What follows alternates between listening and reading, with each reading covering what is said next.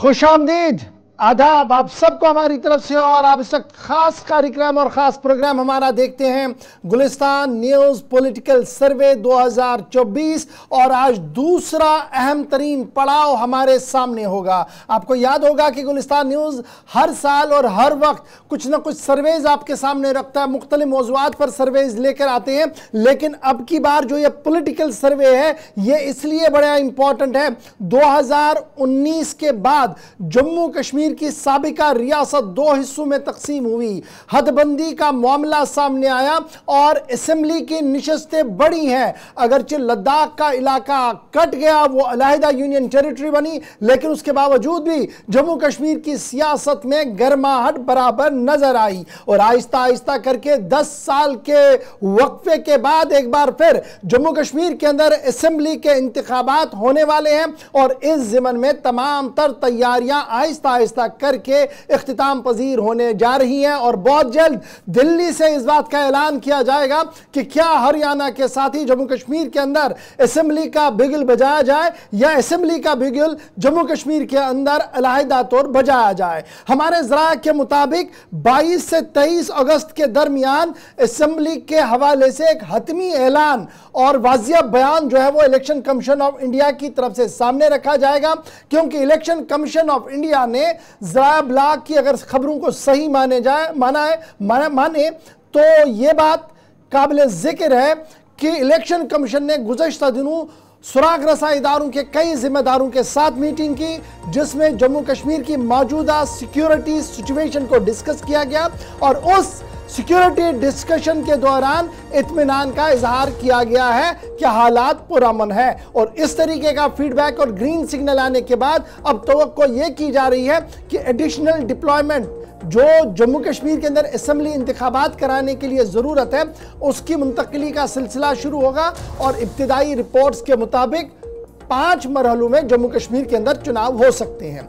इस चुनाव की अहम तरीन बात यह भी है, उमर अब्दुल्ला साबिक वजीर आला, महबूबा मुफ्ती साबिक वजीर आला, दोनों का बड़ा बयान है, ऑन रिकॉर्ड बयान है कि मौजूदा निज़ाम में यानी यूनियन टेरिटरी के अंदर वो इंतखाबी दंगल का हिस्सा नहीं बनेंगे। लेकिन इस बीच डॉक्टर फारूक अब्दुल्ला ने अपना वजाहती बयान दिया, कहा चुनाव भी लड़ेंगे और हुकूमत बनने अगर बनी तो लीड भी करेंगे। इस बीच जहां एक तरफ से फारूक अब्दुल्ला पर नजरें हैं, दूसरी तरफ से गुलाम नबी आज़ाद साबिक वजीर आला भी मैदान में है। और तीसरी तरफ से सियासी जमातों ने कमर कस ली है। कहीं पर मैनिफेस्टो बनाने की तैयारियां हैं और कहीं पर घर घर जाने की तैयारियों में पार्टी कारकुन जुड़ चुके हैं। तो ये खाका है उस वक्त हमारे सामने जब हम आपके सामने पॉलिटिकल सर्वे लेकर आ रहे हैं। और यह सर्वे हमने जब किया तो यह आज से चंद दिन पहले का है, जब सियासी उफक पर कुछ मामलात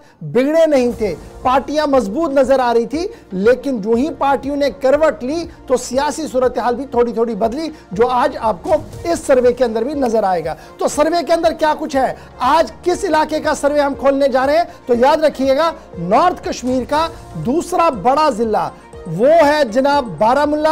और बारामुल्ला के अंदर जितनी भी असेंबली सेगमेंट्स हैं, एक एक करके उनको डिकोड करेंगे, उन 17-18 सवालों को भी आपके सामने रखने की कोशिश करेंगे। लेकिन फिलहाल गुलिस्तान न्यूज़ पॉलिटिकल सर्वे का दूसरा पड़ाव, गुलिस्तान न्यूज़ पॉलिटिकल सर्वे के नताइज का ऐलान आज दूसरा होगा। और कई शुमाली जिला जो है वो शुमाली जिला बारामुल्ला हमारे नज़र के सामने है, इसको डिकोड करने की कोशिश करेंगे। और अवाम ने जो सवालों का जवाब दिया है वो एक एक करके आपके सामने रखने की कोशिश करेंगे। अब याद रखिएगा ऑनलाइन सर्वे हुआ है, ये जिला बहुत बड़ा है, लेकिन उसके बावजूद भी नंबर ऑफ वोट जब आप देखेंगे कि कितने लोगों ने इसका हिस्सा लिया, तो 37,000 से ज़्यादा बारामुल्ला के लोगों ने, जिला बारामुल्ला के लोगों ने इसमें हिस्सा लिया है। More than 37,000 is the sample survey. ये आप सैंपल साइज देख लीजिए कि 37,000 से ज्यादा सैंपल साइज है। और ये एक बेस लाइन है हो सकता है कुछ लोगों को इसमें इख्तलाफ हमसे हो, कुछ लोग और अपने अंदाज में सुने, लेकिन हम एक रफली एक बेसलाइन आपके सामने रख रहे हैं कि जिला बारामूला में 37,000 के करीब लोगों से हमारे राब्ते हुए ऑनलाइन, जिससे हमने सवाल पूछे, जिसका तहरीरी जवाब उनकी तरफ से आया। और ये सवाल, ये खत किताबत जो है ये तकरीबन 1 महीने तक जारी रहा। कुछ बुनियादी पॉइंट्स आपके सामने रखने की कोशिश करेंगे।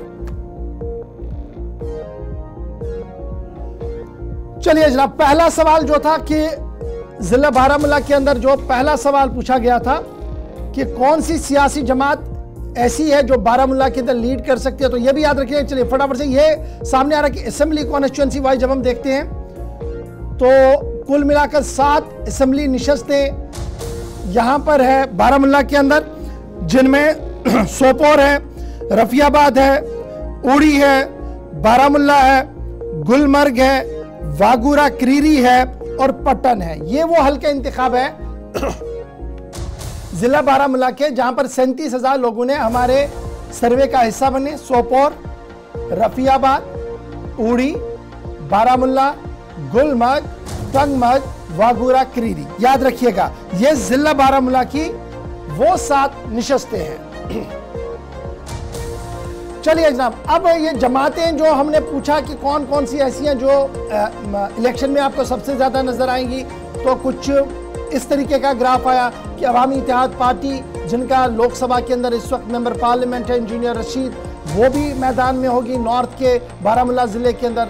नेशनल कॉन्फ्रेंस मैदान में होगी, पीपल्स डेमोक्रेटिक पार्टी मैदान में होगी, इंडियन नेशनल कांग्रेस मैदान में होगी, भारतीय जनता पार्टी मैदान में होगी, जम्मू कश्मीर अपनी पार्टी मैदान में होगी और जम्मू कश्मीर पीपल्स कॉन्फ्रेंस भी मैदान के अंदर है। और वो इंपॉर्टेंट चेहरे जिनके आगे पीछे आप चुनाव देखेंगे, हाजी अब्दुल रशीद डार साबिक वजीर भी रह चुके, साबिक एमएलए भी हैं, अब्दुल गनी वकील साबिक वजीर है, यावर मीर ये साबिक एमएलए रह चुके हैं, फयाज मलिक, इरशाद अहमद कार, इमरान रिजा अंसारी, बशारत बुखारी, डॉक्टर सज्जाद, जावेद डार, जावेद हुसैन बेग, गुलाम हसन राही, ताज मोहिउद्दीन, फारूक अहमद शाह, अब्बास वानी, मोहम्मद रफीक राथर, गुलाम नबी मोंगा, सफीना बेग, शोएब लोन, राजा एजाज अली, रियाज बेदार, अल्ताफ बुखारी, इरफान हफीज जैसे चेहरे आपको इन बारामूला के 7 असेंबली निशस्तों के अंदर देखेंगे। तो कुल मिलाकर नॉर्थ कश्मीर के बारामूला जिले में जिन लोगों ने रिकॉर्ड तोड़ वोट किया, दैट इज 37,726। ये सैंपल साइज है हमारी आज की बातचीत का, इसी को हम डिकोड करने की कोशिश करेंगे। और ये सारा पैटर्न जो था ये ऑनलाइन था, और इसमें भी एक अच्छी चीज जो थी, उम्र की हद जो थी वो 18 से 40 साल थी, 40 से 17 साल थी और 17 साल से ऊपर थी। ये 3 हदें हमारे पास थी। लेकिन इसमें सबसे ज्यादा किन लोगों ने वोट किया? क्या 18 से 40 ने ज्यादा वोट किया? 40 से 70 साल वाला उम्र ने सबसे ज्यादा वोट किया? तो ये बड़ा इंपॉर्टेंट है।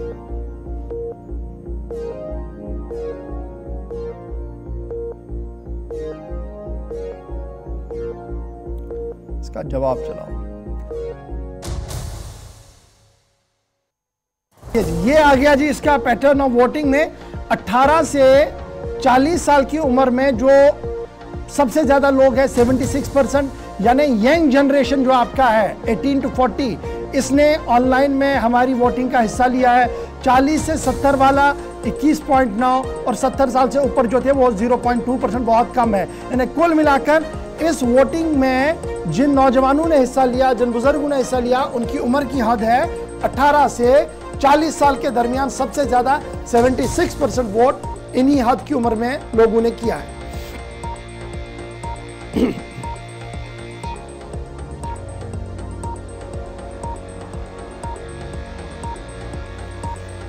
चलिए जनाब, अब आते हैं जी हमारे पहले सवाल पर, और ये थोड़ा सा बैकग्राउंड था जो हमने पूछा था। अब ये पहला सवाल कि आपकी जिले के अंदर which political party can lead Jammu Kashmir to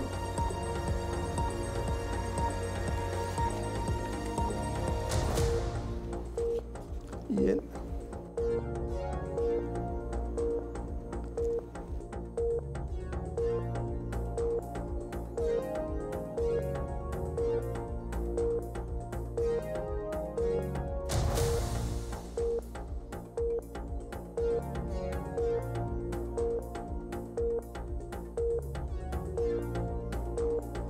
जनाब, पहला सवाल आपके पास है जो टीवी स्क्रीन पर आ गया कि आपके जिले के अंदर कौन सी वो पार्टी है जो लीड कर सकती है इन असेंबली सेगमेंट्स के अंदर। जिन असेंबली सेगमेंट्स का जिक्र मैंने आपके सामने कर दिया, ये 6-7 असेंबली सेगमेंट्स हैं, सोपोर, रफियाबाद, उड़ी, बारामूला, गुलमर्ग, वागूरा, क्रीरी और पट्टन। इसमें कौन सी ऐसी पार्टी हो सकती है जो सबसे ज्यादा ऊपर आपको नजर आ रही है, या कहां पर आपको मुकाबला नजर आ रहा है? तो मुकाबले में ये सारी जमातें आई, national conference, peoples democratic party, peoples conference, Indian national Congress, Jammu Kashmir Apni party, Bharatiya Janata party, Awami Ittehad party, और अब की बात democratic progressive Azad party, Ghulam Nabi Azad की जमात का भी नाम यहां पर आया। तो क्या कुछ वोट परसेंटेज है जो ये 37,000 के करीब हमारे साथ वोट शेयर्स में है, उनमें कहा गया 28% लोगों का यह मानना था कि देखिए ये हमें लगता है कि नेशनल कॉन्फ्रेंस शायद इन असेंबली सेगमेंट्स के अंदर आगे आ सकती है। नॉर्थ बारामूला की हम बात कर रहे हैं, तो यहीं पर पीपल्स डेमोक्रेटिक पार्टी के हक में भी कई लोग सामने आए।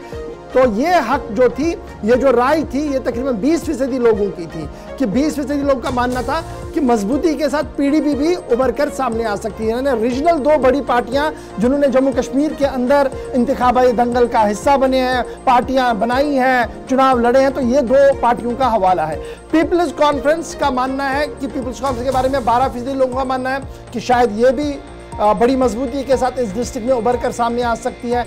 इंडियन नेशनल कांग्रेस 10 पर है, अपनी पार्टी 15 पर है, और बीजेपी 2 पर है, अवामी इत्तेहाद पार्टी 10 पर है, और डेमोक्रेटिक प्रोग्रेसिव आजाद पार्टी 3% पर यह सामने आई है। तो ये था ये सवाल कि जिले के अंदर कौन सी पार्टी आपको लगता है कि जनाब खुलकर सामने आएगी। तो आप देखिएगा 20, 28, 15 और 12 के बीच में बहुत ज्यादा मुकाबला है। फिर अगर आप देखेंगे, जो हमने देखा नॉर्थ में एआईपी ने बड़ा कवर किया था साला, लेकिन असेंबली आते आते सूरत हाल तब्दील हो रही है। तो 20, 28, 15 और 10, इसको याद रखिएगा, 10, 12 ये सारी चीजें हैं आपके सामने, ज्यादा कोई उलटफेर नहीं है। यानी मुकाबला कुल मिलाकर नॉर्थ के अंदर दिलचस्प हो सकता है इन तमाम असेंबली सेगमेंट्स के अंदर। यह था ओवरऑल पहला सवाल कि कौन कहां पर उतर सकता है।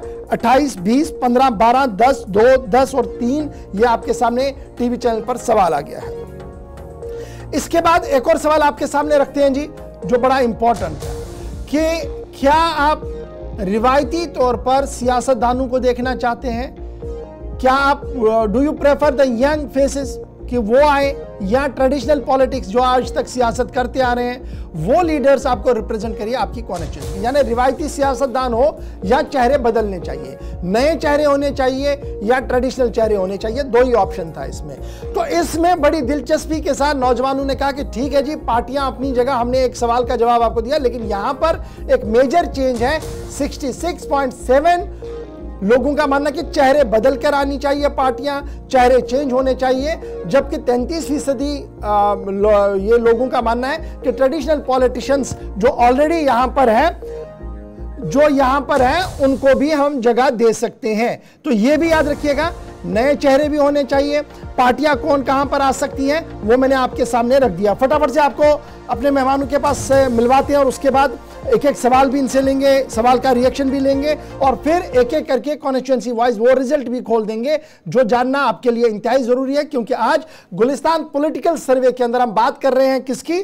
नॉर्थ कश्मीर के जिला बारामूला की, जहां पर जो कॉन्स्टिट्यूएंसी है सोपोर, रफियाबाद, उड़ी, बारामूला, गुलमर्ग, वागूरा, क्रीरी और पट्टन या डिस्ट्रिक्ट बारामूला है। Doctor Sajjad Shafi Jammu Kashmir national conference को रिप्रेजेंट कर रहे हैं, आज मेरे साथ इस डिबेट के अंदर है।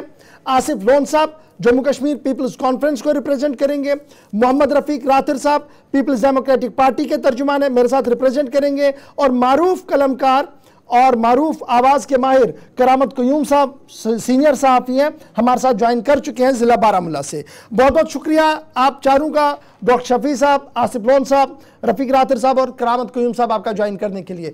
करामत साहब, सबसे पहले शुरुआती जरा आपसे करूंगा, सहाफ़ी हैं आप, नॉर्थ कश्मीर पर गहरी नजर रखते हैं और होम टाउन है सारा कुछ आपका। ये जिस तरीके से लोगों ने रेस्पॉन्स किया, ऑब्वियस सी बात है, ये उम्मीद थी कि इससे ज्यादा हो, लेकिन जो सैंपल साइज सामने आया वो मैंने रख दिया। लेकिन ये जो 2 सवाल हमने आपके सामने रख दिए, सवालों का जवाब रखा, किस तरीके से हम इसको देखें, किस तरीके से आप इसको एनालाइज कर पा रहे हैं? गौर साहब, अस्सलाम वालेकुम।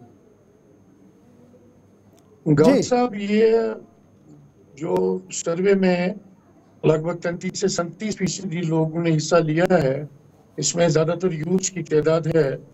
इसमें ज्यादातर वो होंगे जो नए मतलब वोटर्स हैं, जिन्होंने पहली बार पार्लियामेंट इलेक्शन में अपना वोट कास्ट किया या असेंबली इलेक्शन में अपना अपना वोट कास्ट करने जा रहे हैं। कुछ चीजें आपने इसमें जो हाईलाइट की, one has to agree with you, आपके साथ इत्तेफाक करना पड़ेगा। कहीं कहीं कॉन्स्टिट्यूंसीज में लोग चाहते हैं कि नए चेहरे आ जाएं, कहीं कहीं पे कॉन्स्टिट्यूंसीज में साबिका एमएलए ने अच्छा काम किया है और उनको उस बुनियाद पे लोग फिर चाहते हैं कि ये वापस आ जाएं। अलबत्ता मैं आपको ये कहूँ कि शायद इस दफा इस नॉर्थ कश्मीर में इस डिस्ट्रिक्ट बारामूला की 7 नशस्तों पे कुछ नए चेहरे भी देखने को हमें मिलेंगे, क्योंकि जो पार्लियामेंट इलेक्शन हुआ, पार्लियामेंट इलेक्शन की बुनियाद पे हम कोई भी असेसमेंट नहीं कर सकते हैं जी। ठीक है, उसमें लोगों की वोटों की तादाद बढ़ी, उसमें लोगों ने वोट कास्ट किया, उसमें बहुत से मौलिकात है क्यों लोग खुलकर सामने आ गए, क्यों लोगों ने वोट कास्ट किया। उन डिटेल्स में नहीं जाएंगे, उस पर हमने बार बार बात की है। लेकिन मैं आपको ये कहूंगा कि हम तवक्का करते हैं कि असेंबली इलेक्शन में परसेंटेज और बढ़ेगी, क्योंकि इसमें लोकल इश्यूज इन्वॉल्व होते हैं, लोकल इंटरेस्ट लोगों के इन्वॉल्व होते हैं।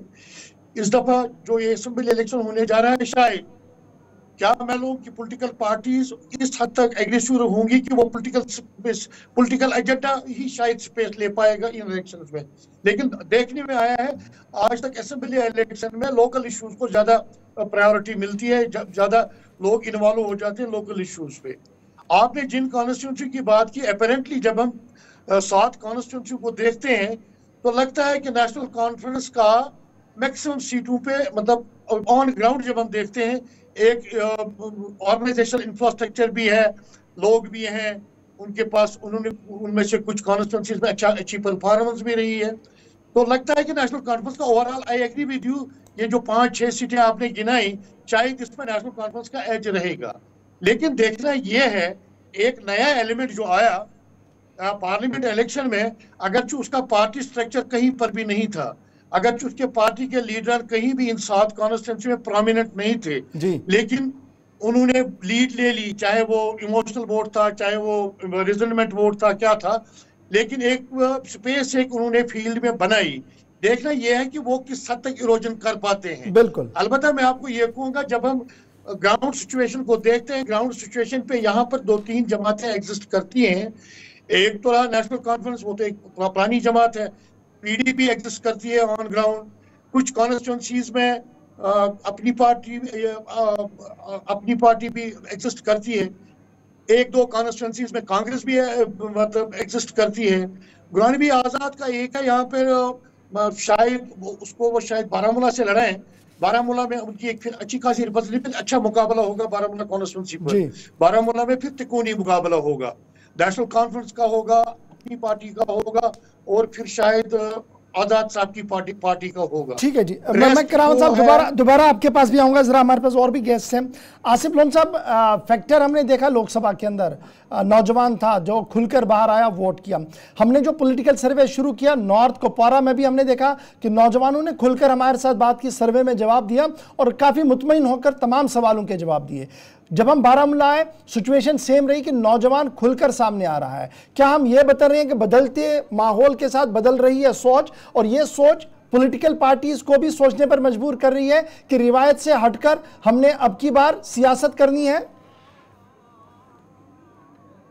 देखिए, जहां तक गौहर साहब आप इलेक्शन, आने वाले असेंबली इलेक्शन की बात कर रहे हैं, करामत साहब फरमाया कि इसमें जो आने वाले जो असेंबली इलेक्शन है उसमें अलग था, उसमें लोगों की प्रायोरिटी जो होगी वो अलग होगी।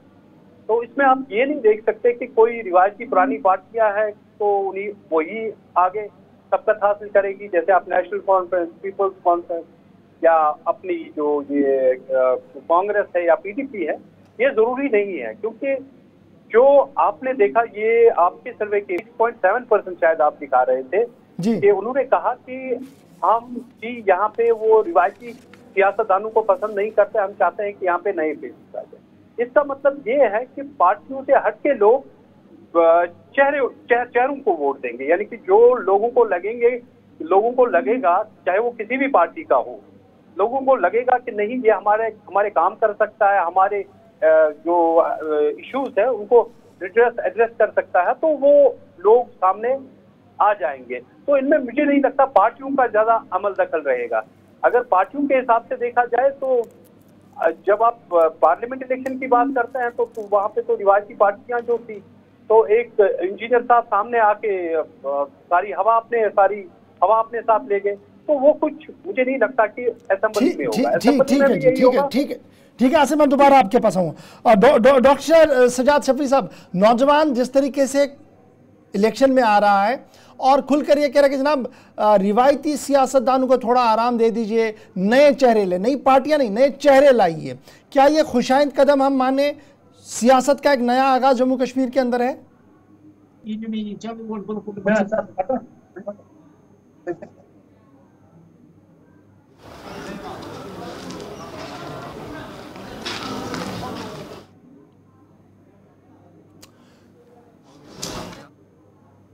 डॉक्टर साहब मैं आपको रोक रहा हूं, आपका ऑडियो मेरे पास नहीं आ पा रहा है, जब तक ये लाइन ठीक होगी।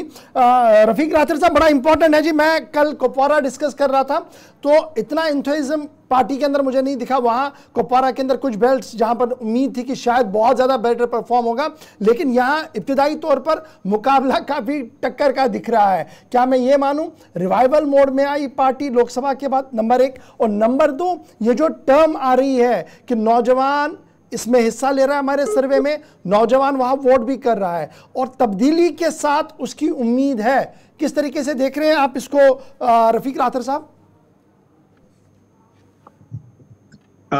देखिए गौर साहब, आपका जो ये सर्वे है मुझे नहीं पता इसके लिए बेस लाइन आपने क्या बनाया। अगर आपने पार्टी लाइन पर ये किया है तो उसका फिर एक नतीजा हो सकता है, और अगर आपको पता है चूंकि आपने यहाँ पर एक डिस्प्ले किया, अभी एक लिस्ट डिस्प्ले की प्रोबेबल कैंडिडेट्स की, अब मुझे नहीं पता कि ये लोग कह रहे हैं कि ये चेहरे हो सकते हैं, मतलब ये लोगों का था कि ये चेहरे हो सकते हैं जी इस चुनाव में।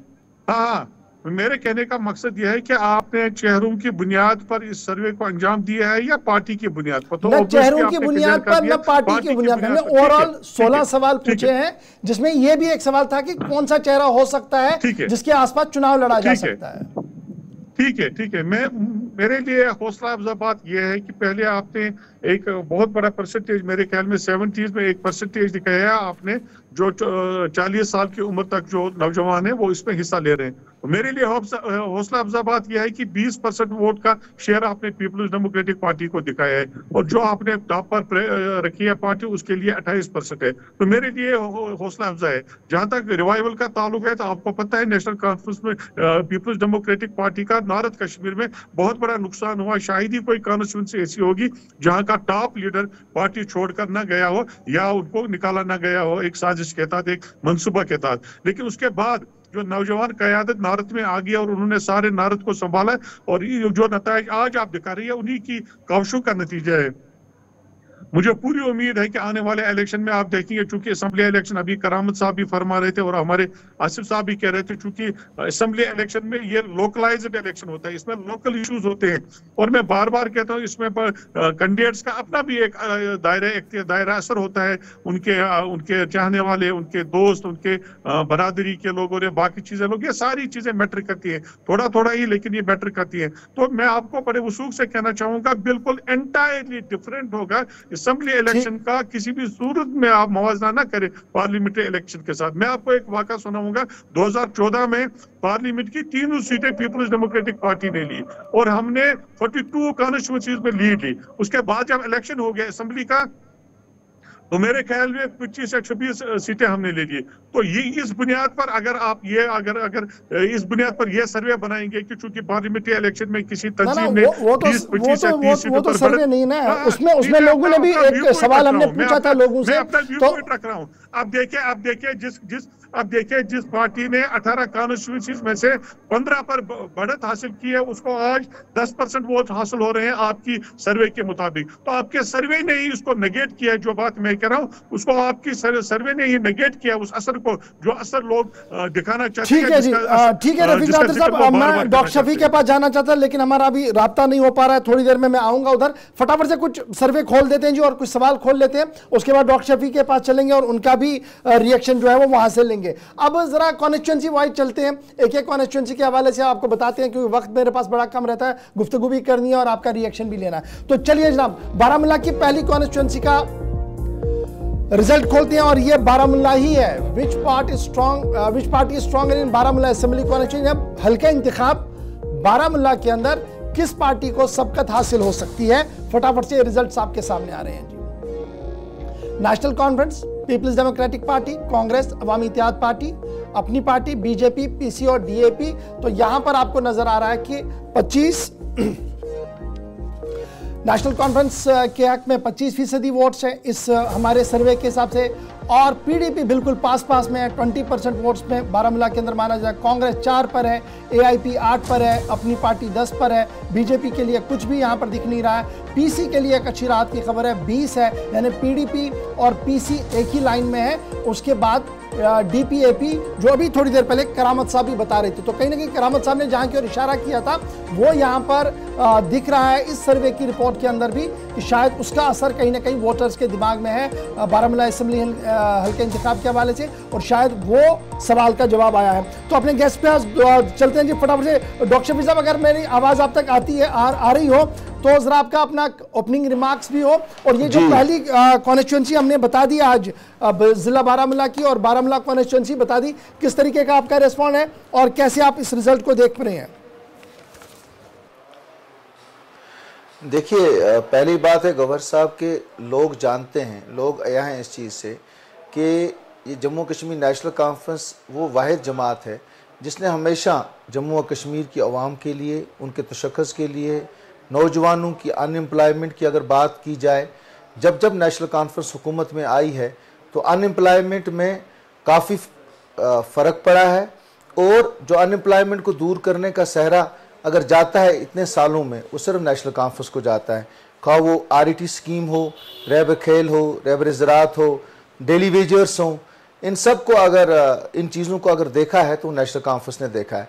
तो मुझे पहले से उम्मीद थी कि इस बार जो है बारामूला कॉन्स्टिट्यूंसी में, क्योंकि बारामूला कॉन्स्टिट्यूंसी 2002 के बाद हमारे हाथ से चली गई थी, लेकिन इस बार हमारे जो हमारे वर्कर साहिबान हैं और जो हमारे लीडर साहिबान हैं उस डिस्ट्रिक्ट से ताल्लुक़ रखते हैं, उन्होंने काफ़ी मेहनत की पार्लियामेंट इलेक्शन में भी। जैसे कि आप जानते हैं कि पार्लियामेंट इलेक्शन में एक अलग ही वेव थी, एक अलग ही नज़रिया लोगों का था, उसके बावजूद नेशनल कॉन्फ्रेंस ने 19,500 वोट जो है यहाँ से लिए।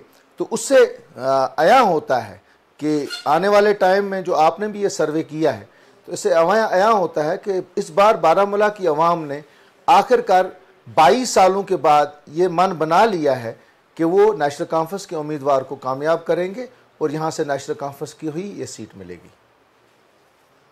आपका रिएक्शन भी जरा हो जाए, क्योंकि लोकल आप हैं, पॉलिटिक्स पर गहरी नज़र है आपकी, और लोकली भी आपका भी हल्का इंतखाब है। किस तरीके से अवाम के इस नतीजे को आप देख रहे हैं कि कड़ा मुकाबला बिल्कुल पास में 2-3 लोगों को खड़े कर दिया है सबने?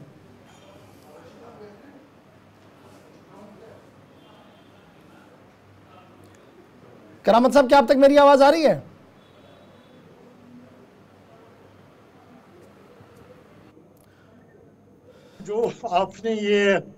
जो आपकी ये सर्वे रिपोर्ट है, अगर ग्राउंड सिचुएशन को देखा जाए तो आपके साथ एग्री करना पड़ेगा, लेकिन अब देखना ये है कि जब इलेक्शन का बिगुल बच जाएगा, ये ठीक है, मैंने आपको कहा लोकल इश्यूज पे मैटर करेंगे, लेकिन देखना ये है कि जो हमारी ये लोकल पॉलिटिकल पार्टीज हैं, ये किस हद तक कामयाब हो जाएंगी पॉलिटिकल एजेंडा को ऊपर लाने में और लोकल इश्यूज को नीचे लाने में। एक तो उस पर डिपेंड करता है। दूसरा, ये बात तो आया है कॉन्स्टिट्यूंसी में, ठीक है, यहाँ पर पीपल्स कॉन्फ्रेंस की भी एग्जिस्टेंस है, अपनी पार्टी की भी एग्जिस्टेंस है, लेकिन अगर हम ग्राउंड में देखें तो ग्राउंड में मुकाबला इन्हीं दो का, जो आपने नंबर 1 नंबर 2 पे लाया, जिसपे आपने नेशनल कॉन्फ्रेंस को 28% दिखाया और पीडीपी को 20% दिखाया, तो यहाँ पर इन्हीं का मुकाबला होगा। हाँ, ट्रायंगल कंटेस्ट तब बन सकता है जब कैंडिडेट चेंज हो जाएंगे। अगर एआईपी ने, अगर अपनी पार्टी ने मतलब एआईपी ने कैंडिडेट चेंज किया, अगर उन्हें संग्रामा से बंदे को लाया, डाल दिया बारामूला कॉन्स्टिट्यूंसी में, तो उस वक्त हम कहते हैं ट्रायंगल। अलबत्ता इस वक्त की जो सूरत हाल है, इस वक्त की सूरत हाल में बराह रास्त मुकाबला लगता है कि नेशनल कॉन्फ्रेंस और पीडीपी के ही दरमियान है। ये तो आपका है।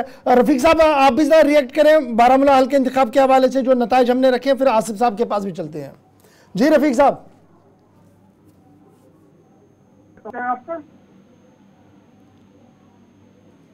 रफीक साहब, क्या अब तक आवाज आ रही है? मेरा सवाल क्या था आपका?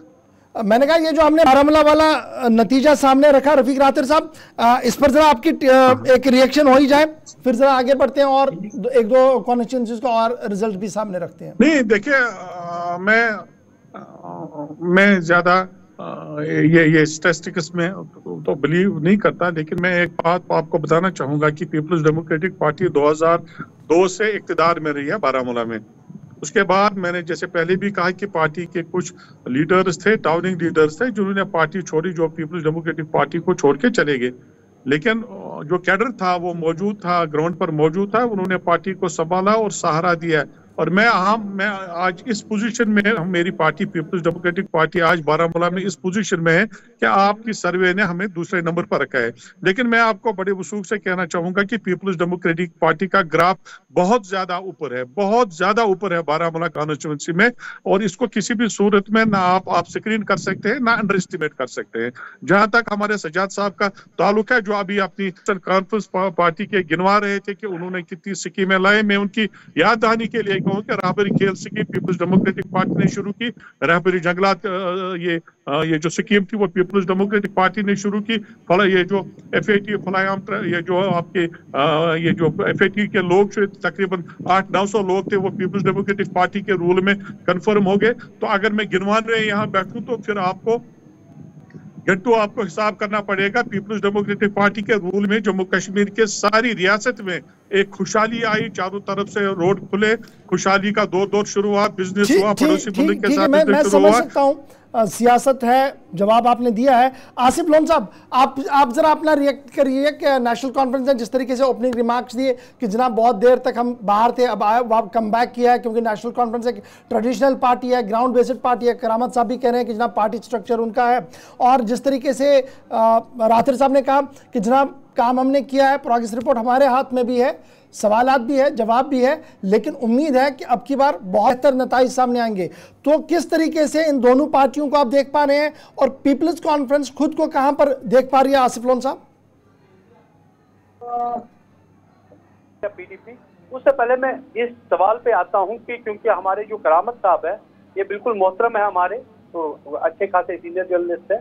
जब आपने सर्वे दिखाया तो सर्वे में आपने दिखाया नेशनल कॉन्फ्रेंस 28 और PDP को भी आपने 20 पे दिखाया, और पीपल्स कॉन्फ्रेंस को भी 20 पे दिखाया, यानी कि PD और पीपल्स कॉन्फ्रेंस को आपने एक ही लेवल में दिखाया। मगर बदकिस्मती ये है कि करामत साहब शायद दोस्त हैं इनके, अपने राफिल साहब भी ठीक है, दोस्ती भी ठीक है, मगर कम से कम आप उसके सर्वे पे ही नजर मारते तो उसमें PC और PDP को एक ही लेवल पे 20% पे दिखाया हुआ है। तो अब मैं आता हूँ रफीक साहब और शफी साहब, क्योंकि रफीक साहब भी जो है और सजाद साहब भी जो है, बिल्कुल इनके ख्यालात या इनकी जो सोच है अपनी अपनी जगह सही हो सकती है, मगर एक चीज आपको देखना पड़ेगा। अगर हम पार्लियामेंट की इलेक्शंस की बात करें, जैसे सजाद साहब ने बोला हमने 19,000 दिए, तो अगर उस हिसाब से देखा जाए तो PDP 1400 वोट यहाँ से हासिल कर पाई है इस असेंबली कॉन्स्टिट्यूएंसी, और हमारी पार्टी पीपल्स कॉन्फ्रेंस 5,500, और 5,500 उस सूरत में जबकि नेशनल कॉन्फ्रेंस ने भी हम पे बीजेपी का टैग लगाया, आपकी PDP ने भी हम पे बीजेपी का टैग लगाया, और उस सूरत में भी ये दोनों टैग लगाने के बावजूद भी हम 5,500 वोट लेके बारामूला कॉन्स्टिट्यूएंसी में ले आए। तो ये देखना पड़ेगा आपको, जबकि अगर PDP की बात करें तो 1400 वोट्स पे थी। जब PDP की आप बात करेंगे पार्लियामेंट में, पिछले पार्लियामेंट सेगमेंट जो बारामूला है 1400 वोट लेके आए जी। तो ये एक चीज है, यहाँ पे मुझे जो लगता है कि लोगों की सोच अब बदल चुकी है। लोगों ने ये महसूस किया है कि ये जो इलेक्शंस आने वाले असेंबली, वहां पे आपको लोकल लीडर ठीक है, लोकल इफेक्ट बना रहेगा। मैं जरा फटाफट से और दो कॉन्स्टिट्यूएंसीज पर आता हूं, गुलमर्ग और पटन के अंदर जो जीपीएस हमारा है, गुलिस्तान पॉलिटिकल सर्वे जो हमारा हुआ है, वो क्या कुछ कहता है। दोनों कॉन्स्टिट्यूएंसीज के नताइज बैक टू बैक आपके सामने रखेंगे। और सबसे पहले गुलमर्ग, यहां पर भी सवाल सीधा था, वही जो लगातार हम सभी लोगों से पूछते आए, और यहां के हल्के इंतखाब के लोगों ने जिन पार्टियों को बिलतरतीब वोट अपना बताया और कहा कि उनकी मनपसंद जमात कौन सी है, National conference, peoples democratic Party Jammu Kashmir Apni Party, peoples Conference Awami Ittehad Party, BJP और इंडियन नेशनल कांग्रेस। और ये गुलमर्ग के नताइज आपके सामने हैं, जीपीएस का गुलमर्ग का डाटा आपके सामने है, जहां पर नेशनल कॉन्फ्रेंस 19% लोग सर्वे के हिसाब से, पीपल्स डेमोक्रेटिक पार्टी बिल पास में 18, लेकिन यहां पर एक बड़ी सबकत कश्मीर अपनी पार्टी जो 25% लोगों का मानना है कि वो कम बैक यहां पर कर सकती है। पीपल्स कॉन्फ्रेंस के लिए राहत, उनके लिए भी एक स्पेस है 13%, अवामी इत्तेहाद पार्टी 10 पर, बीजेपी 3 पर, जहां हमने नॉर्थ में पहली बार इस बारामूला में देखा कि बीजेपी यहां पर कुछ कर सकती है, 3% वोट ले सकती है, या 3% लोगों का मानना कि बीजेपी भी कहीं ना कहीं गेम में है। लेकिन इंडियन नेशनल कांग्रेस 6% के साथ अपना मकाम बनाने में, अपना खाता खोलने में यहाँ पर दिखी है जीपीएस के अंदर। ये अब पटन का आपके सामने है जी, और हल्का इंतखाब पटन, ये भी हाई प्रोफाइल है, लाखों की तादाद में यहाँ पर लोग वोट डालते हैं, कैंपेन भी बड़ा जोरों का रहता है। यहाँ पर भी मुकाबला बड़ा दिलचस्प है, National conference, peoples democratic party, peoples Conference, Congress Apni party, BJP, Democratic progressive Azad Party और अवामी इत्तेहाद पार्टी, ये वो जमातें हैं जिनको लेकर लोगों ने वोट किया है। और ये वोट पैटर्न पटन के अंदर क्या कुछ है, नेशनल कॉन्फ्रेंस 20%, पीडीपी 15, 5 का फर्क है यहाँ पर, पीसी के लिए एक राहत 26%, शायद इमरान रज़ा अंसारी साहब का कुछ लोगों का ध्यान होगा यहाँ पर, इसलिए इस तरीके की होगी।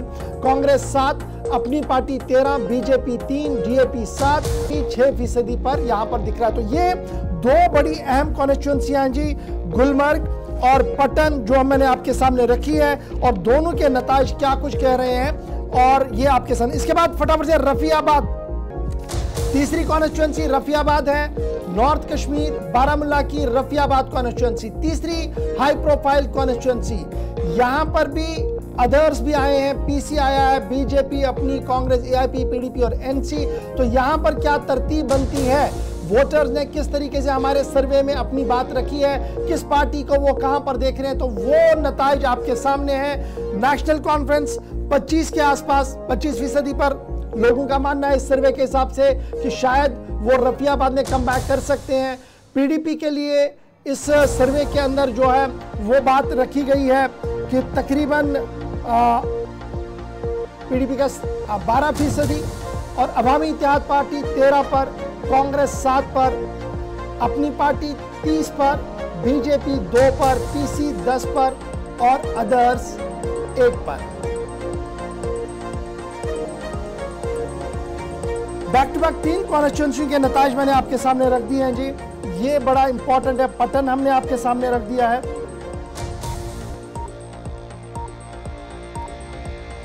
तीन पार्टियों के नताइज मैंने आपके सामने रख दिए हैं, यानी गुलमर्ग, पटन और रफियाबाद, 3 असेंबली सेगमेंट्स के अंदर क्या कुछ हो सकता है।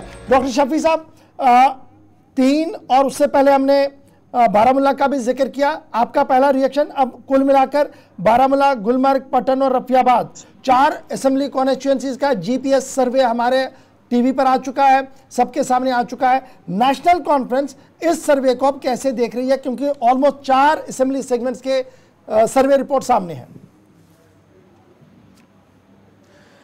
देखिए गौहर साहब, पहली बात अगर आप गुलमर्ग को लेंगे तो गुलमर्ग में ट्रेडिशनली जो मुकाबला है वो नेशनल कॉन्फ्रेंस का और अपनी पार्टी के गुलाम मीर साहब का है।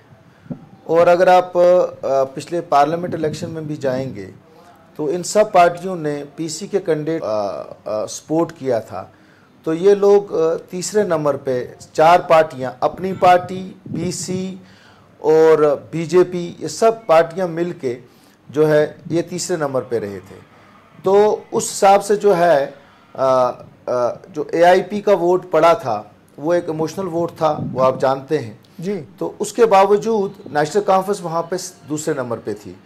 तो तो मुझे लगता है कि गुलमर्ग में हमारा मुकाबला अपनी पार्टी से होगा और हम अपनी पार्टी से कई कोसों इंशाल्लाह ज़्यादा आगे होंगे और कामयाबी हमारे कैंडिडेट की होगी, जो हमारा कैंडिडेट होगा। इसी तरह पटन में जब आप देखते हैं तो पटन में एक ट्रायंगुलर कॉन्टेस्ट हुआ पार्लियामेंट में बिटवीन अवामी इत्तेहाद पार्टी जी पीसी मौलाना अंसारी साहब के साथ और हमारे नेशनल कॉन्फ्रेंस का मुकाबला। उसमें आप देखिए कि इतनी वेव में और इस इमोशनल वोट के बावजूद नेशनल कॉन्फ्रेंस ने वहाँ पे लीड ली और दूसरे नंबर पे जो है वो पीसी था और तीसरे नंबर पे अवामी इत्तेहाद पार्टी थी। तो मुझे लगता है कि जो सर्वे हुआ है उस सर्वे को मद्देनजर रखते हुए मैं ये कहूँगा कि हमारा मुकाबला वहाँ पीसी के साथ होगा, इमरान रजा अंसारी साहब के साथ। पटन में हमारा भी वही कह रहा है कि पीसी 26 पार्लियामेंट में इसी के आसपास है। हमारा सर्वे भी वही कह रहा है जनाब, जीपीएस भी वही कह रहा है कि पटन के अंदर ऑलमोस्ट ऐसा ही आपका सर्वे बिल्कुल हम ऐसा ही मुकाबला है और इंशाल्लाह असेंबली में भी हमारा मुकाबला वहाँ पे इमरान अंसारी साहब के साथ ही होगा और पार्लियामेंट में हमने लीड ली है तो इंशाल्लाह ये लोकल मुद्दे आते हैं असेंबली के अंदर और कैंडिडेट को देखा जाता है, तो मुझे लगता है कि वहाँ पे मुकाबला हमारा पीसी के साथ होगा और इंशाल्लाह वहाँ पे भी हमारी कामयाबी होगी। और दूसरा तीसरा आपने जो सामने लाया है वो रफियाबाद का है, तो रफियाबाद में अगर आप देखेंगे तो रफियाबाद में भी जो मुकाबला है वो हमारा और अपनी पार्टी का ट्रेडिशनली जो हमेशा रहा है वो नेशनल कॉन्फ्रेंस और अपनी पार्टी का होगा। और वहाँ पे आपके सर्वे के हिसाब से भी हमारे कैंडिडेट हैं वो बहुत आगे हैं अपनी पार्टी के कैंडिडेट से, तो वो सीट जो भी होगी वो भी इंशाल्लाह नेशनल कॉन्फ्रेंस के आगे, क्योंकि लोग जानते हैं, लोग आया हैं कि जम्मू कश्मीर नेशनल कॉन्फ्रेंस वो पार्टी है जिसने हमेशा लोगों की भलाई की बात की है, लोगों की तरक्की की बात की है, अमन की बात की है और लोगों की इंटीग्रिटी, लोगों की तशक्कुस की बात की है, लोगों की इज्जत की बात की है। तो लोग अब जान चुके हैं कि बाकी जमातों को जब पावर दिया गया 2002 के बाद, उसके बाद 2014 में भी, तो यहाँ पे जम्मू कश्मीर में क्या हालात हुए, तो एक ही वाहिद जमात जम्मू कश्मीर नेशनल कॉन्फ्रेंस है जो इन सब चीज़ों के साथ के लिए लड़ भी रही है। सजाद शफी साहब, मैं दोबारा आपके पास आता हूँ बस 2 मिनट में। अब फटाफट से रफीक रातर साहब, एंटायरली नॉर्थ को आप भी देखते हैं और स्पेशली इस बारामूला के इस पूरे सेगमेंट पर आपकी गहरी नज़र भी है, आप भी अपने तरीके से सर्वेज करवा रहे हैं, देख रहे हैं क्या कुछ हो रहा है, कहाँ पर मेल खाता हुआ आप इस पूरे मामले आ रहा है आपको? देखिए, जहाँ तक आपने जिन कॉन्स्टिट्यूंसीज का आपने जिक्र किया, अगर आप गुलमर्ग टंगमर्ग की कॉन्स्टिट्यूंसी का के मुतालिक मुझसे पूछे तो मैं आपको ये बताना चाहूँगा कि वहाँ पर पीपल्स डेमोक्रेटिक पार्टी पिछले इलेक्शन जीत चुकी थी। उसके बाद जो हमारे वहाँ पर लोकल लीडर जो थे, जो एमएलए हमारे चुन के आए थे, उन्होंने पार्टी छोड़ दी और किसी और पार्टी के साथ मिले।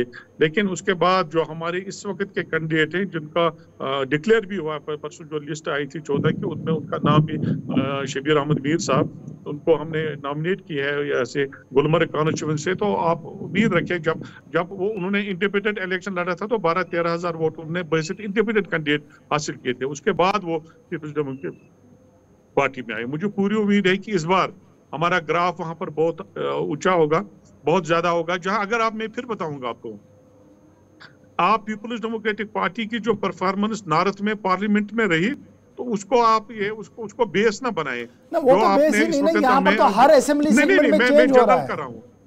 मैं जनरल कर रहा हूँ कि किसी शख्स के जहन में अगर ये गलतफहमी है कि उसी को मारकर चलेंगे तो ये गलतफहमी है उनकी।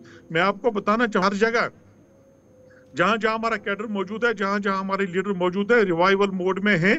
और जो खबरें आ रही हैं ग्राउंड से, जो खबरें आ रही हैं, क्योंकि मेरी नजर रहती है दाएं बाएं हर कॉन्स्टिट्यूंसी पर, जो नजरें आ रही हैं वो बड़ी एनकरेजिंग है और मैं बड़ा मुतमईन हूँ। इस तरह जो आपने रफियाबाद का जिक्र किया, हालांकि मैं जाती तौर ये समझता हूँ कि वहां पर क्योंकि पीपल्स कॉन्फ्रेंस के भी एक बड़े स्टलवार्ट वहां पर वकील साहब की सूरत में रहे हैं, वहाँ नेशनल कॉन्फ्रेंस के भी एक बड़े लीडर हैं, अपनी पार्टी के जो आप देखिए जावेद साहब भी पहले पीडीपी के साथ वाबस्ता रहे, आपके जनावर साहब या उनके बेटे वो भी पीपल्स डेमोक्रेटिक पार्टी के। और कहीं ना कहीं मैंने आपको बताया, जहां जहां आप जाएंगे नॉर्थ की जिस सीट पर भी आप देखिएगा वहां आपको मिलेगा कि पीपल्स डेमोक्रेटिक पार्टी का ही कैंडिडेट या लीडर वहां से चला गया है। उसके बाद पार्टी को संभाले रखना बड़ा मुश्किल काम है, लेकिन हमने इस चैलेंज को ले लिया। आसिफ लोन साहब, आप इस तरह तीनों सेगमेंट्स के बारे में बताएं। पटन, गुलमर्ग और रफियाबाद नताइज मैंने आपके सामने रख दिए हैं। आपका भी पार्टी का रिएक्शन हो जाए इस पर, कितना मुतमईन आप नजर आ रहे हैं?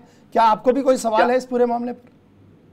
जहां तक आपने कहा कि टंगमर्ग गुलमर्ग जो कॉन्स्टिट्यूंसी है और पट्टन, मैं तो इत्तेफाक रखता हूँ इस चीज से जो आपका सर्वे है। मगर जैसे रफीक साहब ने आपको खुद बताया कि जो रफियाबाद का आपने सर्वे किया है, शायद उस सर्वे को यहाँ पीडीपी भी महसूस कर रही है कि ये सर्वे जी जो हुआ है किस बुनियाद पे हुआ, कैसे हुआ वहाँ। क्योंकि अगर आप वकील साहब को ले लें जो हमारे कैंडिडेट है, पिछले असेंबली इलेक्शन में वो दूसरे नंबर पे थे और 1200 वोटों से पीछे थे, और जो उनके जावेद साहब थे नेशनल कॉन्फ्रेंस के, वो तीसरे नंबर पे थे।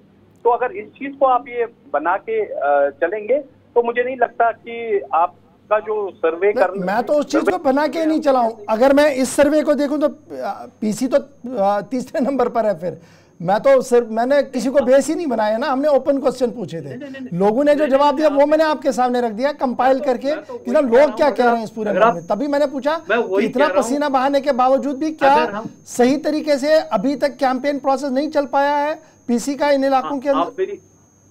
आप मेरी बात समझ नहीं पा रहे हैं।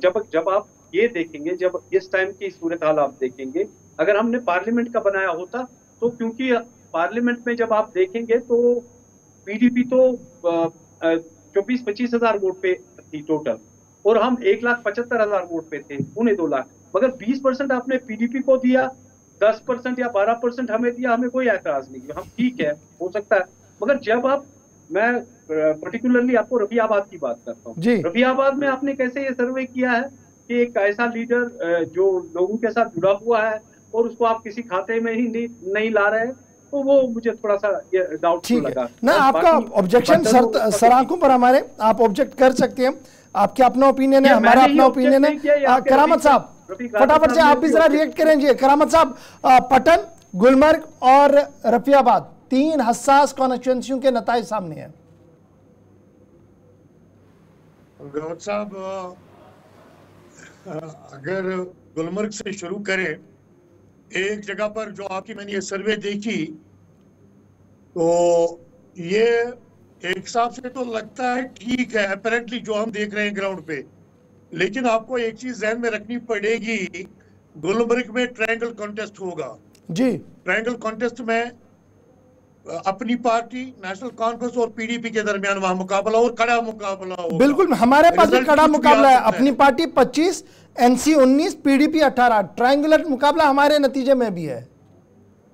इसीलिए मैं कह रहा हूं कि जो आपने गुलमर्ग का ये असेसमेंट बताया है, अपैरेंटली ये लगता है कि ग्राउंड के साथ टच कर रहा है जी, और हमको ये जहन में चलना होगा कि ये कांटे का मुकाबला होगा, कोई भी इन 3 में से आगे निकल सकता है। बिल्कुल, क्या ज्यादा फर्क नहीं है इसमें, ना ज्यादा फर्क नहीं है जी। इसके बाद आप पटन पे आइए जी। पटन में अगर बार बार ये पीसी के रिप्रेजेंटेटिव, एनसी के रिप्रेजेंटेटिव, पीडीपी के रिप्रेजेंटेटिव, बरा तो पीडीपी के रिप्रेजेंटेटिव ने पार्लियामेंट इलेक्शन का नाम नहीं लिया, उस परफॉर्मेंस को हम काउंट में नहीं लेते हैं। लेकिन एक चीज हमको देखना पड़ेगा, पटन में for the first time national conference ने 83 के बाद पहली बार पटन कॉन्स्टिट्यूंसी से लीड ली है, जबकि पूरी पार्लियामेंट्री कॉन्स्टिट्यूंसी में एआईपी की हवा चली, पीसी की हवा चली, लेकिन नेशनल कॉन्फ्रेंस से इन हालात में भी वहां लीड ले ली। सो हमको ये ज़हन में रखना होगा कि पटन में बराह रास्त मुकाबला जो होगा वो पीपुल्स कॉन्फ्रेंस और एनसी के दरमियान होगा। ठीक है, वहां अपनी पार्टी का भी वोट शेयर है, बाकी पार्टियों का भी वोट शेयर हो सकता है, लेकिन कड़ा मुकाबला जो होगा वो होगा पीसी और एनसी के दरमियान, और कुछ भी नताइज सामने आ सकते हैं। कुल मिलाकर जो हमारा सर्वे था कि पीपल्स कॉन्फ्रेंस 26, नेशनल कॉन्फ्रेंस 20, पीपल्स डेमोक्रेटिक 15, इसमें मुकाबला चंद परसेंटों का है। ये भी यहाँ तिकोनी है, कुछ भी हो सकता है। यहाँ पर आप कहीं ना कहीं भाई साहब इस चीज को मान रहे हैं कि इसमें मुकाबला बड़ा टफ है, बड़ा सख्त है कुछ। हाँ, yes, I agree in total with you, मैं आपके साथ इत्तेफाक करता हूं, लेकिन एक बात साथ में ये भी ऐड करना चाहता हूं कि 2 पार्टियों के दरमियान मुकाबला होगा और नताइज कुछ भी आ सकते हैं जी। तो रफियाबाद के बारे में, रफियाबाद के बारे में I total agree with your this assessment, लेकिन इट कैन बी चेंज्ड। लेकिन एक चीज आपको जहन में रखना होगा, जो मेरे पार्टिसिपेंट्स हैं इनको भी जहन में रखना होगा, रफियाबाद में 3 बड़े दिग्विजय इलेक्शन लड़ रहे हैं। दिलावर मीर साहब एक साइड से है, मिनिस्टर रहे हैं काफी देर, उनका बेटा एक्स एमएलए रहा है। जावेद अहमद डार साहब मिनिस्टर रहे हैं, एक्स एमएलए है। अब्दुल गनी वकील साहब एमएलसी रहे हैं, मिनिस्टर रहे हैं। तीनों लोग लोगों के साथ इन टच हैं और तीनों के दरमियान इस इलेक्शन में कांटे का मुकाबला होगा। नताइज कुछ भी सामने आ सकते हैं। ठीक है जी, मैं जरा फटाफट से और 3 असेंबली सेगमेंट्स का भी रिजल्ट, वक्त खत्म हो रहा है, उसके बाद एक एक रिएक्शन सबका ले लूं। और अब जो ये 3 असेंबली सेगमेंट्स होंगे, इनमें सोपोर जो हाई प्रोफाइल कॉन्स्टिट्यूएंसी है, फिर वागुरा, क्रीरी और फिर उड़ी पर भी आएंगे। तो ये सोपोर हल्के इंतखाब का नतीजा हम आपके सामने रखने जा रहे हैं। पॉलिटिकल सर्वे यहां पर क्या कुछ है सोपोर के अंदर फटाफट से आपके सामने रखते हैं। National conference, peoples democratic party, Awami Ittehad party, Congress, peoples conference, democratic progressive Azad party, BJP और इंडिपेंडेंट, क्या कुछ हो सकता है यहां पर सोपोर के अंदर। तो फटाफट से ये नताइज आपके सामने कि नेशनल कॉन्फ्रेंस के अंदर ये नेशनल कॉन्फ्रेंस 30 पर, पीपल्स डेमोक्रेटिक पार्टी यहां पर बहुत पीछे 9, एआईपी 5 पर, कांग्रेस का कड़ा मुकाबला यहां पर दिख रहा है नेशनल कॉन्फ्रेंस के साथ 20 पर है वो, पीसी 4, डीएपी 1, बीजेपी 1 और आजाद उम्मीदवार 25 पर। यानी अगर यहां से इंडिपेंडेंट कोई खड़ा उठता है, जो लोगों का मानना है वो सबसे सख्त मुकाबला दे सकता है नेशनल कॉन्फ्रेंस को भी, वो सख्त मुकाबला दे सकता है कांग्रेस को भी। यानी कुल मिलाकर तिकोनी मुकाबला, एक तरफ से नेशनल कॉन्फ्रेंस होगी, एक तरफ से कांग्रेस होगा और सोपोर आते आते एक तरफ से आजाद उम्मीदवार मैदान हो सकते हैं। बाकी पार्टियां कितना इसमें बेंड कर पाएंगी, एक बड़ा सवाल होगा।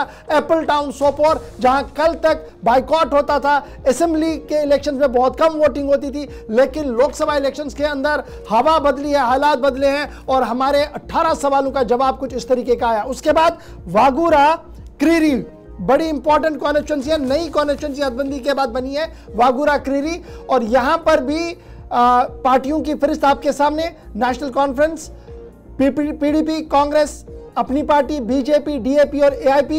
नेशनल कॉन्फ्रेंस 18 पर, पीडीपी 28 पर। यह वागुरा क्रीरी के अंदर एक वाज़ेह फर्क दिखेगा आपको एंटायर के अंदर। पीडीपी 28 पर है, पीसी 2.6%, कांग्रेस 20, अपनी 6%, बीजेपी कुछ भी नहीं, डीएपी कुछ भी नहीं और एआईपी 2 पर है। यह वागुरा Kreeri second top most constituency है जहां पर सबकी नजरें रहेंगी, क्योंकि यहां पर मुकाबला इंतहाई दिलचस्प है। और आखिर पर उड़ी हल्के इंतखाब, जहां से बिलोंग करते हैं डॉक्टर शफी साहब भी।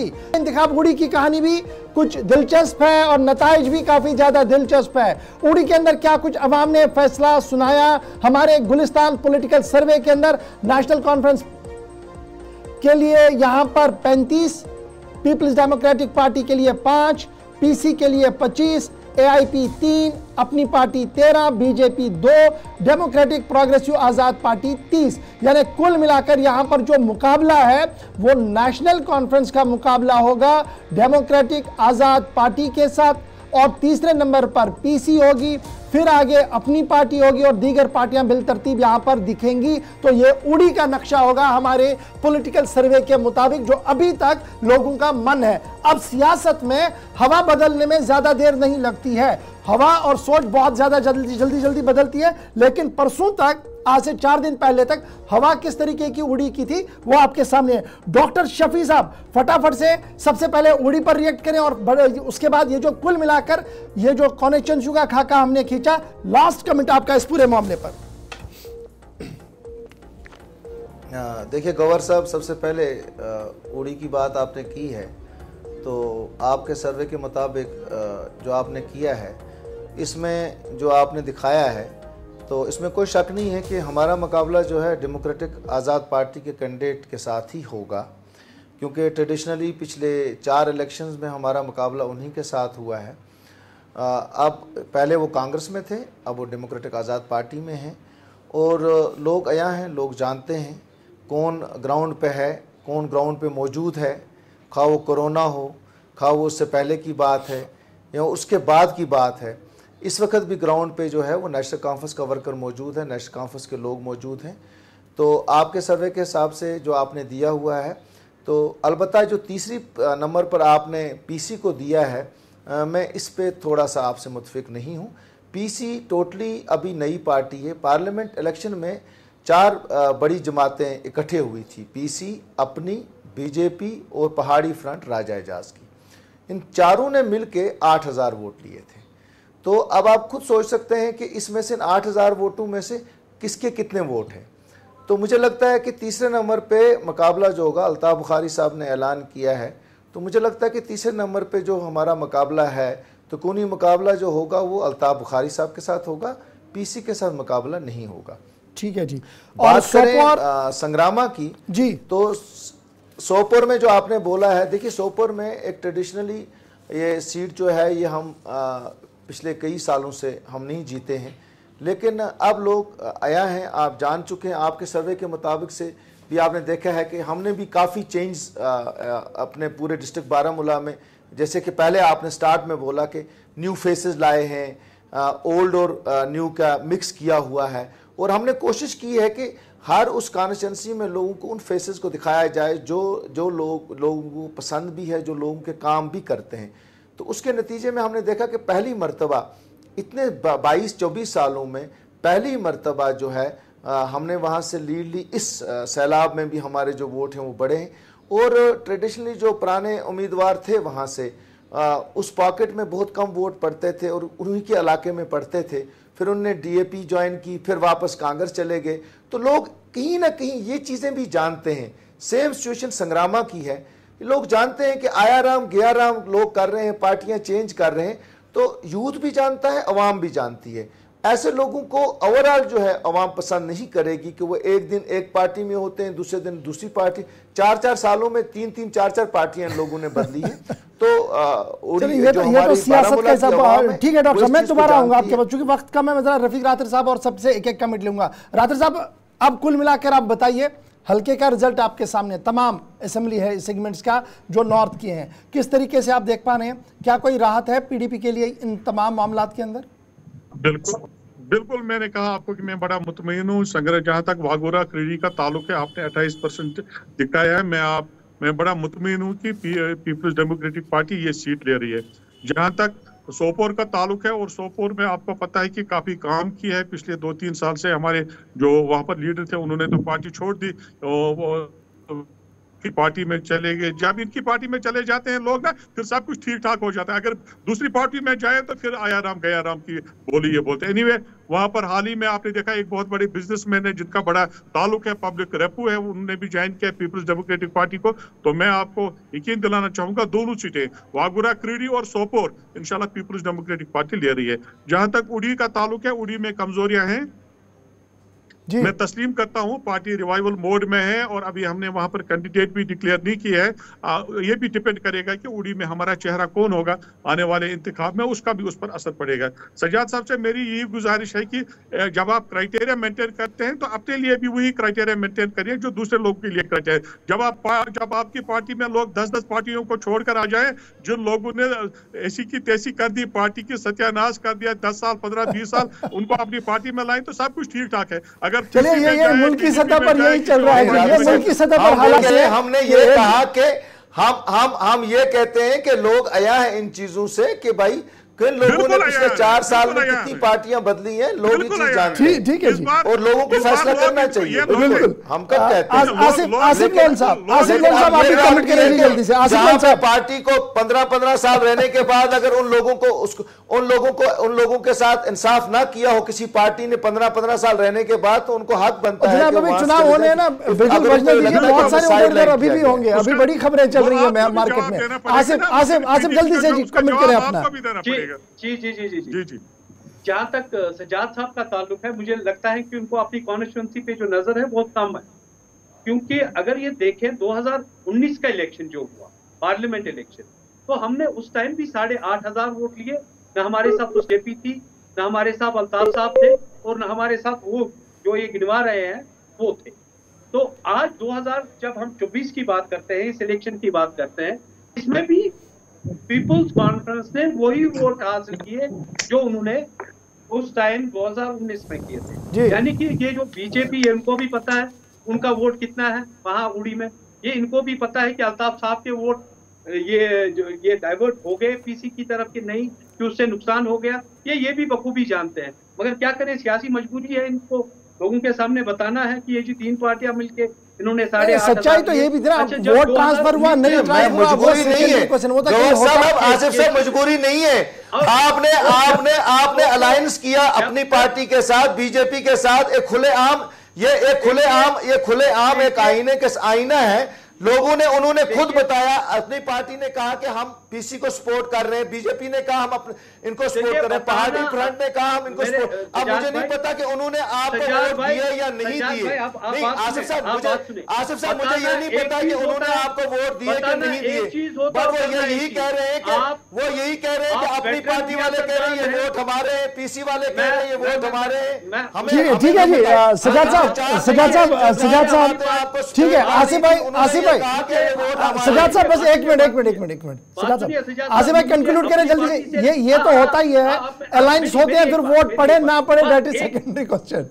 मैं वही कह रहा हूं जी, वो किसको पता है, वो ये बोल रहे थे हमारे वोट है, अल्लाह बेहतर जानता है, ये उनको पता होगा। ठीक है जी, ठीक। जब ये टंगमर्ग की बात करते हैं कि हसन मीर साहब उनके साथ थे, मगर जब आप सर्वे की बात करते हैं, सर्वे में आप हसन मीर साहब की अपनी पार्टी को 1 नंबर पे दिखा रहे हैं, तो ये आपको पता है कि वहां हसन मीर साहब के वोट नहीं पड़े। अगर वो पड़े होते तो हमारे टोटल 5,000 या 3,000 नहीं, वो तो मैं तो उसमें बात ही नहीं कर रहा हूं ना, वोट पड़े नहीं पड़े, वो आज डिबेट ही नहीं है। आज डिबेट है कि लोगों का मन बदल रहा है, लोग माइन्यूटली सोच रहे हैं कि मैंने क्या करना है, किसको वोट डालना है, और वो शायद इन पर्सन हर एक को देखना चाहते हैं। नहीं, लोग तो बादशाह इसी लोगों का वर्डिक्ट सराकू पे, मगर ये खुद सजाद साहब को पता है कि उड़ी में वोट कोई ट्रांसफर नहीं हुआ। ठीक है जी, आखिर में करामत साहब के पास भी चलता हूं, मेरे पास 2 मिनट सिर्फ है। करामत साहब जरा कंक्लूड करें जी इस डिबेट को। गुलिस्तान न्यूज पॉलिटिकल सर्वे का ये जो नॉर्थ कश्मीर का बारामूला सेगमेंट था, जिसमें हमने तमाम असेंबली सेगमेंट्स की बात रखी है, कंक्लूड करें जी अपने रिमार्क्स के साथ इसको। गौर साहब, एक चीज मैं आपको बता दूंगा, जहां तक इन 7 कॉन्स्टिट्यूंसीज के सर्वे का ताल्लुक है, ये ऑफिस चैम्बर की सर्वे नहीं है, it looks like survey ground से हुई है। जो ये मतलब हमारे जो पॉलिटिकल रिप्रेजेंटेटिव्स बैठे हैं, इनसे मेरी गुजारिश है कि ये ग्राउंड रियलिटीज को तस्लीम करें और अपनी जमात के लिए मेहनत करें। आपने जिन 3 कॉन्स्टिट्यूंसी को लास्ट पे गिनाया, बिल्कुल एग्जैक्ट आपकी सर्वे सही है। मैं आपको बता दूं कि सोपोर के मामले में आपने कहा, सोपोर में एक नया चेहरा एनसी ने लाया, उसने मेहनत की, और इतने तूफान में भी नेशनल कॉन्फ्रेंस के वोट में इजाफा हुआ। इसी तरह वागूरा कॉन्स्टिट्यूंसी है, वागूरा क्रीरी में मैं आपको आज से ही कहता हूं कि वहां अगर मुकाबला होगा, वहां मुकाबला एनसी और पीडीपी के दरमियान होगा, क्योंकि पीडीपी का कैंडिडेट एक्स मिनिस्टर रहा है, काम किया है उसने। दूसरा, नेशनल कॉन्फ्रेंस ने वहां एक नए चेहरे को इंट्रोड्यूस किया है, तो पार्लियामेंट इलेक्शन में भी इनकी वोट परसेंटेज वहां बढ़ी। सो कंटेस्ट होगा तो होगा एनसी और पीडीपी के दरमियान। आज जहां तक उड़ी की बात है, उड़ी में रवायती मुकाबला रहा है ताज मोहिद्दीन और एनसी के दरमियान। चाहे ताज मोहिद्दीन किसी भी पार्टी में जाए, लेकिन नंबर 1 नंबर 2 एनसी और वही रहते हैं। अब जहां तक नई ये एंट्रीज का ताल्लुक है, अल्ताफ बुखारी साहब इंटेंशन दिखा रहे हैं मैं वहां से कंटेस्ट करूंगा, या वहां पर पीसी ने अब नए चेहरे लाए हैं वहां पर। लेकिन उड़ी का जहां तक हमने देखा है, पिछले 30-40 साल से जो वहां पर इलेक्शन की ट्रेंड्स रही है, वहां इन्हीं 2 रिवायती सियासतदानों के बीच रही है। बहुत बहुत शुक्रिया मोहम्मद रफीक रातिर साहब, आसिफ लोन साहब, डॉक्टर सजाद शफी साहब, आज इस पॉलिटिकल सर्वे का हिस्सा बनने के लिए। और बात हमने आज उन असेंबली सेगमेंट्स की जिनमें उड़ी, रफियाबाद, सोपोर, बारामूला, गुलमर्ग, वागूरा क्रीरी थी, ये बारामूला की, और पटन, ये बारामूला हल्का इंतखाब जो डिस्ट्रिक्ट पूरा बारामूला का है, उनके हल्के इंतखाब हैं जहां पर मुकाबला काफ़ी कठिन है, मुकाबला बराबर का है। तिकोनी भी कहीं पर है, आज़ाद उम्मीदवार कहीं पर आगे हैं। और यह पॉलिटिकल सर्वे आज से चंद दिन पहले तक किया गया था ग्राउंड पर, जिसके नतीजे आपके सामने रख दिए हैं। नॉर्थ कश्मीर के 2 बड़े ज़िले, कल हमने कुपवारा पर बात की, आज हमने बात की थी जनाब नॉर्थ कश्मीर के बारामूला पर। सूरत हाल आपके सामने है, लेकिन गुलिस्तान पॉलिटिकल सर्वे कंटिन्यू रहेगा। आज यहां पर हमें देंगे आप इजाज़त, कल दोबारा आपके सामने आएंगे। जाएंगे तो बात श्रीनगर की जरूर करेंगे, जहां पर हम आपको बताएंगे कि शहर श्रीनगर के हसास तरीन इलाकों के अंदर जब हमारी टीम ने सर्वे किया, जब गुलिस्तान पॉलिटिकल सर्वे की रिपोर्ट बनकर आई तो उसने सबकी नींद उड़ाई है, क्योंकि बहुत सारा उलटफेर है। इसलिए कल भी हमारे साथ ज्वाइन जरूर कीजिएगा और इस सर्वे में अपनी राय जरूर हम तक पहुंचाइएगा। मुझे दें इजाजत, बने रहिएगा गुलिस्तान न्यूज के साथ।